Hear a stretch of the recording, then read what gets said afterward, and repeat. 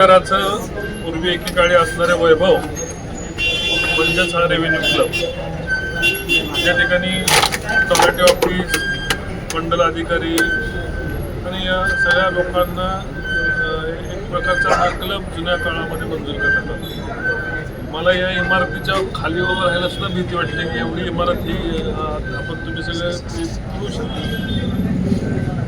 एवढी दयनीय अवस्था ही जर अधिकाऱ्यांची असेल आणि लोकांनी इथं काम करायची अपेक्षा असेल, ग्रामीण भागामधल्या लोकांच्या अडचणी या ठिकाणी सर्कलाने इथे सोडवायची अपेक्षा असेल तर सर्कल तलाठी यांना त्या पद्धतीची म्हणजे अतिशय कचऱ्यात सर्कल तलाठींना बसवण्यात आलं आहे ही बाब खऱ्या अर्थाने म्हणजे शरमेची आहे. आणि मला खऱ्या अर्थाने याची शरम वाटते की अशा पद्धतीची ही इमारत आपल्या शहरातल्या अधिकाऱ्यांना, आपल्या शहरातल्या तलाट्यांना, आपल्या तालुक्यातल्या तलाट्यांना सर्कलला आपण ठेवली.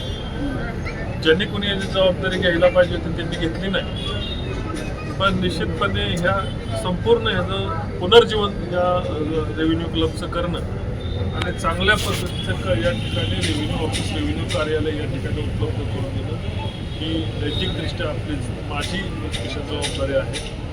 आमदार महोदय या ठिकाणी आलेले नाहीत, तो येथील पण या ठिकाणी आपण या कार्यालयाची पाहणी केलेली होती.